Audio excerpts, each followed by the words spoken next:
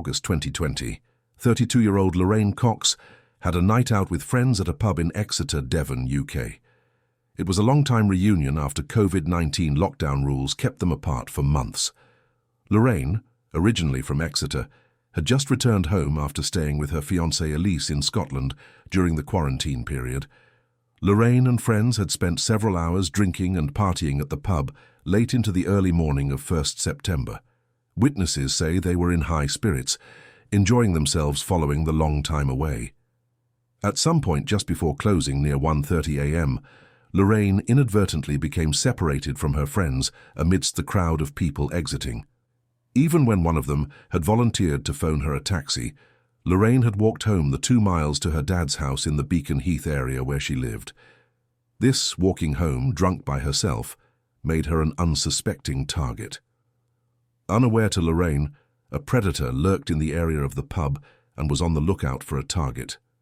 24-year-old Aim Mangor had entered the UK illegally from Iraq and was keeping a low profile over a kebab shop after his asylum application in December 2018 was rejected.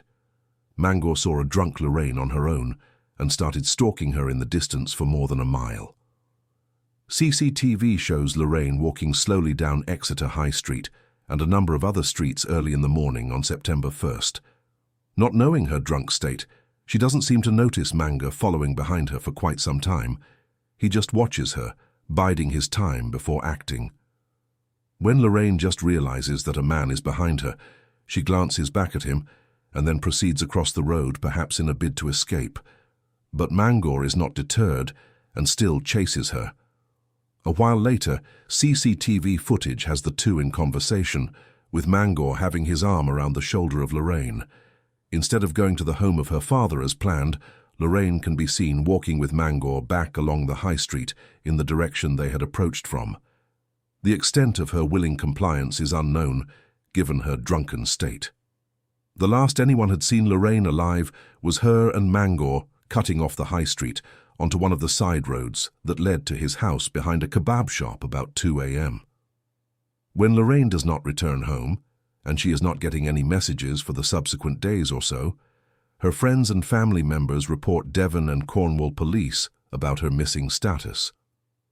On September 3rd, police interview her last-seen friends and get CCTV footage from Exeter city centre in a bid to track her steps. Video footage shows Lorraine's actions after she exited the pub and her follower, later named Aim Mangor. Police track Mangor to his residence on Mary Arches Street. When he is questioned, he denies ever having met Lorraine.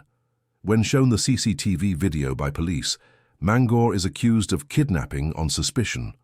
On the 8th of September, a police sweep of the rear alley of Mangor's apartment complex unearths the shocking discovery of black rubbish bags filled with pieces of human body, later found to be Lorraine's. Her arms and lower legs had been severed at the joints. A wider search reveals further of Lorraine's remains and belongings scattered in the alley and nearby woodland known as Tin Pit Hill, around 5 miles from the city. Mangor is rearrested on suspicion of murder. Forensic examination of Mangor's flat reveals further incriminating evidence.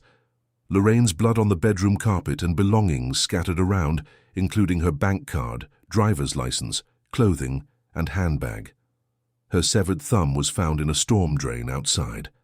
The savagery of Lorraine's murder is underscored by the fact that her traumatized family are not even permitted to have an open casket funeral for her because of the dismemberment. During questioning under police interrogation, Mangor fabricates a constantly shifting tale of what occurred to Lorraine in his apartment. He says she voluntarily went home with him to get drunk and do drugs, and then they had sex. In Mangor's account of what occurred, as reported, Lorraine ingested an unnamed drug which resulted in an overdose while he was unconscious. He says when he awoke to find her body, he panicked because he was in the country illegally and attempted to get rid of her body so as not to be found, instead of reporting to authorities. But the physical evidence fails to support Mangor's accounts. As presented by the prosecution team, toxicology indicates that Lorraine had alcohol in her system, but no illegal drugs. Mangor's calculated movements for the days after she died would seem to be the actions of an individual acting within a reasonable state of mind to cover up a crime and not a panic state of mind. For the week from when he killed Lorraine to when he cremated her ashes, Manga freely uses her SIM card to view her social media posts and accounts. He messages her friends and family that she is fine, but abruptly moved to Plymouth in a bid to restart. This merciless hoax is a move to explain her abrupt vanishing. Mangor also performs a series of deliberate internet searches on body disposal and dying. On September 3rd, he searches for a page with the title, How to Dig a Grave by Hand. On September 5th, he reads a page on How to Drain Blood from the Human Body. On September 7th, he is reading an article, How Long Does It Take for a Body to Decompose? These premeditated crimes also discredit his account of Lorraine's death being an accident which he attempted to conceal because he was afraid. Mangor also goes on a set of activities to get rid of evidence which would be used to implicate him. Security cameras catch him buying things such as a trolley, bin bags, tape, disinfectant, and an air cleaner from different stores after Lorraine's death. He also goes to the River Exe in a forest area she was called Tin Pit Hill to dispose of her belongings and body parts in a horrific manner. He even takes out a tattoo on Lorraine's body that denotes that she was a diabetic. Such intentional behaviors do not corroborate Mangor's assertion of covering up an accidental overdose under panic attacks. A significant break in the police case against Mangor is when his phone is searched forensically. It contains a deleted video on September 1st evening of unconscious Lorraine lying on Mangor's bed as he vapes and watches music.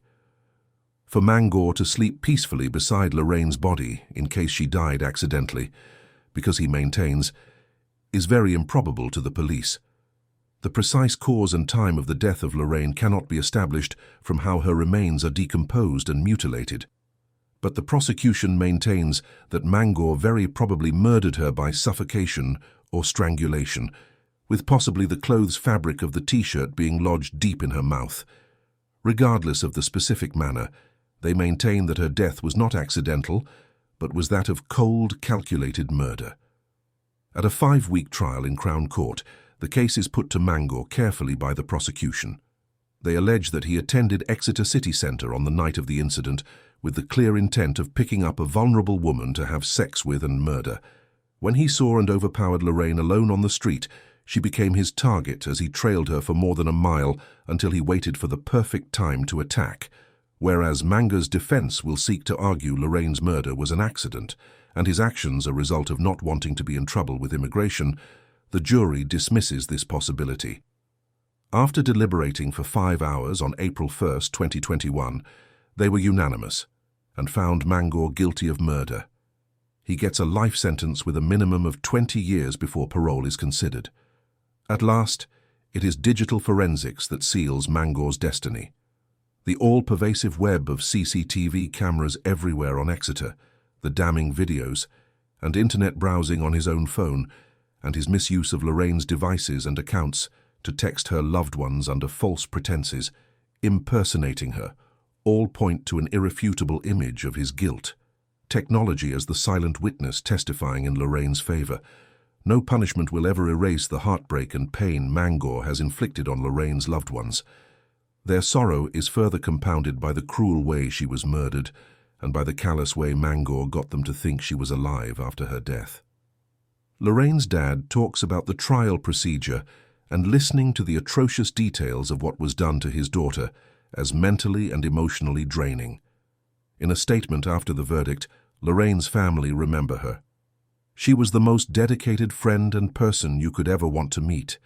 She was deeply loved by her family and friends, very outgoing, friendly, and had an absolute fantastic sense of humor that reached everyone who had the pleasure of meeting her. It's an absolute honor to have Tony select us as a charity that he wanted to donate to. I do know that Lorraine had been touched by these problems prior to passing away, and it is something that is close to Tony's heart. It is a genuinely massive tribute. We do work in Exeter and throughout Devon. Mangor's guilty verdict is greeted with relief that Lorraine's murderer has been brought to justice. But the case is also a sad reminder of the perils that face women, particularly when they are alone and vulnerable. Exeter residents voice horror that such an atrocity could be carried out on their streets, shattering any trust in safety. The appalling Lorraine Cox murder has provoked key debates into what more can be done to prevent such senseless violence against women from occurring again. There are many activists who are appealing for better education on consent, urging more bystanders to step in when they see red flags, and demanding harsher punishment for perpetrators of sexual and physical abuse against others. Some are appealing for CCTV surveillance to be wider-reaching and better lit so crime can be prevented and perpetrators caught. The same cameras were instrumental in getting Lorraine's killer behind bars by acting as digital eyewitnesses to his preying methods, in which technology captured Lorraine's lifeline with her voice and clinging to her final seconds when she could no longer. For those who loved and knew Lorraine, all anyone can do now is mourn the beautiful soul brutally ripped from them and attempt to discover a way to heal in spite of the vast expanse created by her loss. Losing so vibrant a 32-year-old woman at the peak of life is agony her family and friends will suffer through for all time, as Lorraine's loved ones are forced to embark upon the unthinkable, difficult road ahead of them without her contagious laughter, warm embraces, and good nature that made her so special. Their only solace is the knowledge that her killer will be in jail for a very, very, very long time, being held accountable for the monster he is. Even in their sadness, they are determined to live up to Lorraine by living life like she did, with love, joy, and generosity. This case is a cruel reminder that evil can be anywhere, even on a night out at friends in a place that is thought to be safe. It puts things in perspective as to how important it is to have safety measures such as being with your group, not walking drunk, and being aware of environments. At the same time, the cold arbitrariness of Lorraine getting attacked demonstrates that, sadly, no human can be immune to the threat of violence. Lorraine's relatives have stated that they wish no other human being should ever have to experience the nightmarish life they've been forced to live. They expect the case of Lorraine to encourage people to act in a way to make society safer for all. More than anything, Lorraine should be remembered for the incredible person she was and all the love that she showed the world, not how she died in the horrible manner that she did. The tragic grief of Lorraine Cox's murder also serves to demonstrate just how desperately a strong support services needs to be available for victims' families. Trying to make sense of the criminal justice system and stumbling around in shock and grief is an unholy burden no individual should be expected to bear alone. Ensuring that counseling, legal representation, and financial assistance are readily available can be the difference between life and death to those left to clean up the pieces. And although nothing can ever wipe away their suffering, just that there is compassion and help to be had can bring at least a little small measure of consolation. To the rest of us, Lorraine's experience must be an eye-opener. It's a sobering reminder of how much further we have to go in order to achieve a world in which women feel safe, just being out in public places, where walking home late one evening isn't a fatal risk. Movement will engage in difficult ingrained attitudes and institutionalized inequalities that permit male violence against women to hold sway unchallenged. It means having difficult, genuine dialogue regarding the cultural messages and power imbalance that facilitate predatory abuse. Each and every one of us within our communities and personal lives has an obligation to create a culture of respect and accountability. First and foremost, we cannot let ourselves forget women like Lorraine Cox. We must remember her, make her memory live on, and use the anger and outrage we have regarding her senseless murder to bring about actual action and change. The best way we can honor Lorraine is to do everything within our power to make society one in which a crime so vile as this is unthinkable. Even though justice has been done and Lorraine's murderer is behind bars, there will never be true closure for the people who loved her best. Their loss left a void that will never again be filled. But even in the midst of their crushing despair, they are determined that Lorraine's death will not be in vain. By sharing memories and anecdotes, they are keeping Lorraine's lively spirit alive, and by carrying their pain with them to campaign for a safer and more just world in her honor, they are planting the seeds of change.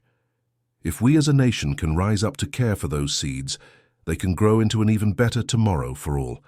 A tomorrow where Lorraine's legacy is the peace and freedom she was so cruelly denied in life. Thank you for watching. If you liked this video, please like the video, subscribe, and ring the notification bell so you don't miss any more true crime videos.